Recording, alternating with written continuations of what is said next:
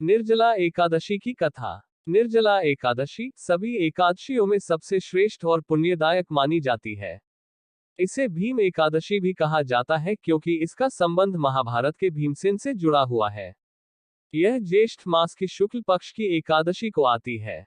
कथा का सार। महाभारत काल में पांडव भगवान श्री कृष्ण की आज्ञा से एकादशी का व्रत करते थे, लेकिन भीमसेन को बहुत अधिक भूख लगती थी, इसलिए वह व्रत नहीं कर पाते थे।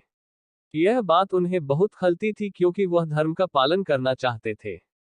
एक दिन भीमसेन ने भगवान श्री व्यास जी से पूछा, गुरुदेव, मैं सभी व्रतों का पालन नहीं कर सकता, पर मैं चाहता हूं कि मुझे भी व्रत का फल प्राप्त हो।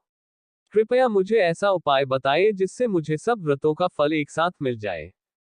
तब व्यास जी ने कहा, यदि तुम वर्ष भर में केवल एक व्रत भी पूरी श्रद्धा और नियम से कर लो, तो वह सभी एकादशियों के बराबर होगा।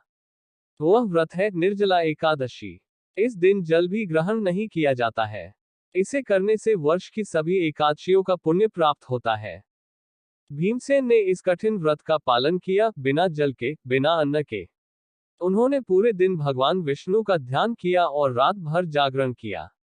व्रत समाप्त कर अगले दिन द्वादशी को ब्राह्मणों को दान देकर पारण किया। इस तरह से भीमसेन को सभी व्रतों का पुण्य प्राप्त हुआ। तभी से यह एकादशी भीम एकादशी और निर्जला एकादशी के नाम से प्रसिद्ध हो गई। निर्जला एकादशी के लाभ। यह व्रत करने से सभी एकादशियों का पुण्य प्राप्त होता है, पापों का नाश होता है और मोक्ष की प्राप्ति होती है। यह व्रत धर्म, अर्थ, काम, मोक्ष सभी 4 पुरुषार्थों को देने वाला है।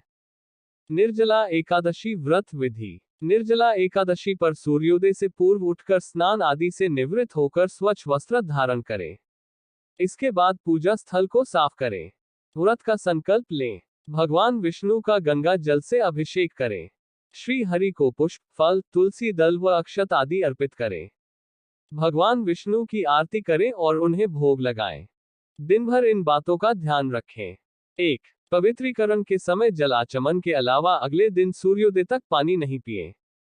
2. दिन भर कम बोले और हो सके तो मौन रहने की कोशिश करें। 3. दिन भर न सोएं। 4. ब्रह्मचर्य का पालन करें। 5. झूठ न बोलें, गुस्सा और विवाद न करें। इसलिए निर्जला एकादशी व्रत का पूरा लाभ पाने के लिए भगवान विष्णु के इन मंत्रों का जप करें।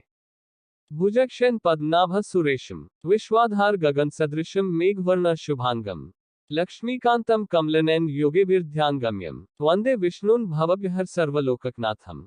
हिंदी भावार्थ। जिनकी आकृति स्वरूप अतिशय शांत है, जो जगत के आधार व देवताओं के भी ईश्वर राजा है, जो शेषनाग की शैया पर विश्राम किए हुए हैं, जिनकी नाभि में कमल है और जिनका वर्ण श्याम रंग का है, जिनके अतिशय सुंदर रूप का योगीजन ध्यान करते हैं, जो गगन के समान सभी जगहों पर छाए हुए हैं, जो जन्म मरण के भय का नाश करने वाले हैं, जो संपूर्ण लोकों के स्वामी हैं, जिनकी भक्तजन वंदना करते हैं, ऐसे लक्ष्मीपति कमल नेत्र भगवान श्री विष्णु को अनेक प्रकार से विनती कर प्रणाम करता हूँ।